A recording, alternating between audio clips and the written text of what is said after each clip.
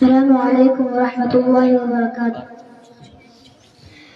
الحمد لله الذي هدانا بنور الإيمان والإسلام وما كنا لنهتدي لولا أن هدانا الله، والصلاة والسلام على سيدنا محمد وعلى آله الذين أحيوا سنته وعملوا بشريعته. أما بعد، کہ محمد سے وفا تو نے تو ہم تیرے ہیں، کہ محمد سے وفا تو نے تو ہم تیرے ہیں، یہ جہاں چیز ہے کیا لوح و قلم تیرے ہیں.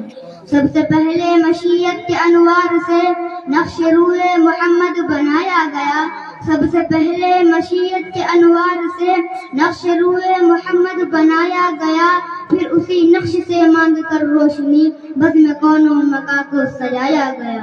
سامعین کرام اور عاشقان نبوت، ذات مقدس کے تذکرے سے ہم اس محفل کو منور کرنا چاہتے ہیں.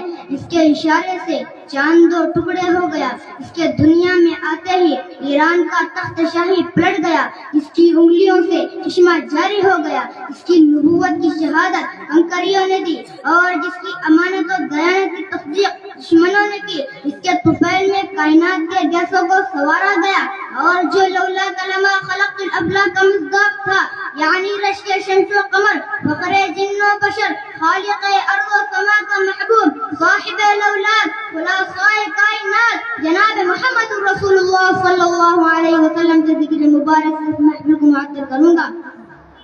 حضرات، سیدہ آمینہ کا تارا، عبداللہ کا جگر پارا، امام الانبیاء، سرتاج اولیاء، فخر رسول، مولائے کل، احمد مجتبی، محمد مصطفیٰ اگر نہ ہوتے تو یہ شمس و قمر نہ ہوتے، اگر ختم رسول نہ ہوتے تو یہ بحر و بر نہ ہوتے، اگر امام الانبیاء نہ ہوتے تو شجر و حجر نہ ہوتے، اگر سرتاج اولیاء نہ ہوتے تو یہ ارض و سما نہ ہوتے، اگر محبوب کبریا نہ ہوتے تو لوح و قلم نہ ہوتے، اگر ہادی عالم نہ ہوتے تو 1,24,000 کم و بیش انبیاء کرام کا سلسلہ نہ ہوتا.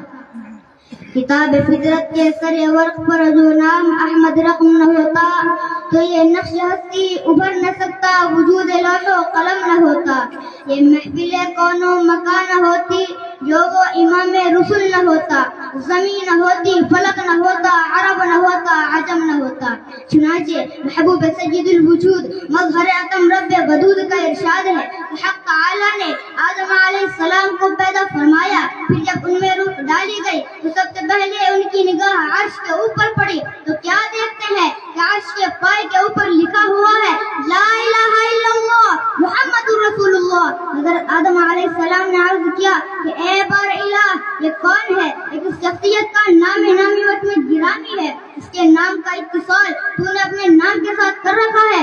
ارشاد ہوتا ہے آدم یہ میرا خاص پیغمبر ہے، یہ تیری ہی اولاد میں سے ہوگا. اور آدم اگر مجھے ان کا پیدا کرنا مقصود نہ ہوتا تو سن لو، تمہیں بھی پیدا نہ کرتا. تمہیں اس لیے پیدا کیا کہ ان کو دنیا کے اندر لانا تھا. یہی وہ مقدس ہستی ہے اس کے صدقے میں ایمان کی گراں قدر دولت نصیب ہوئے، اسی کے صدقے میں رب ذوالجلال کی محبت نصیب ہوئی، اسی کے صدقے میں جنت کی نعمت عظمی وجود میں آئی، اسی کے صدقے میں حوض کوثر کا شاندار مشروب بنایا گیا، اسی کے صدقے میں قرآن کا بے مثال تحفہ عنایت ہوا، اسی کے جہد مسلسل سے 1,00,000 جانثاروں کا قافلہ تیار ہوا.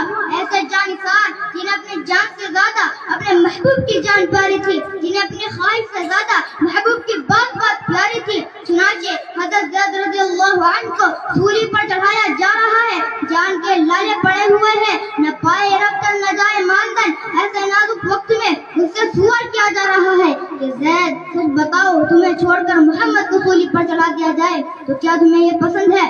سینے پر ہاتھ رکھ کر اس عاشق رسول کا جواب سنیے. اس کے دائی نبی نے جواب دیا، ارے بے وقوف اور لذت ایمان سے بیگانے، محمد اور محمد کی محبت کو تو کیا جانے. کہاں برداشت دیکھی تم نے شیدائے محمد کی، خواہش برداشت کر سکتا نہیں پائے محمد کی. یہ سب کچھ ہے گوارا پر یہ دیکھا جا نہیں سکتا کہ ان کے پیر کے تلوے میں کانٹا بھی چبھ جائے. فرزندان توحید و شہدائیان اسلام خدا قادر و قیوم نے 6000 سال میں پوری کائنات کو پیدا کیا. ارشاد ہے ان ربکم اللہ الذی خلق السماوات والارض فی 6 ایام کہ آسمان و زمین کو ہم نے 6 دن میں پیدا کیا. اور دوسری جگہ ارشاد ہے وَإِنَّ يَوْمًا عِندَ رَبِّكَ كَأَلْفِ سَنَةٍ مِّمَّا تَعُدُّونَ آخرت کا ایک دن دنیا کے 1000 سال کے برابر ہے. معلوم ہوا کہ پوری کائنات کو خداوند قدوس نے 6000 سال میں پیدا کیا.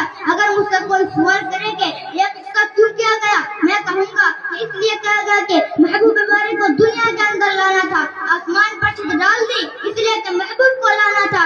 زمین کو فرش بنایا اس لیے کہ محبوب کو لانا تھا. زمین میں اگانے کی صلاحیت رکھی اس لیے کہ محبوب کو لانا تھا.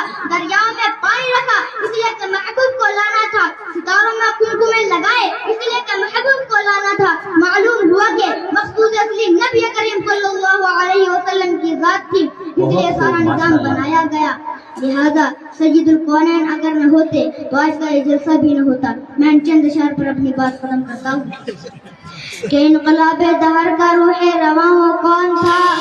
انقلاب دہر کا روح رواں وہ کون تھا. باعث تخلیق ہستی کن فقام وہ کون تھا. وہ کنازہ جس پہ تھا خود خالق عرش عظیم.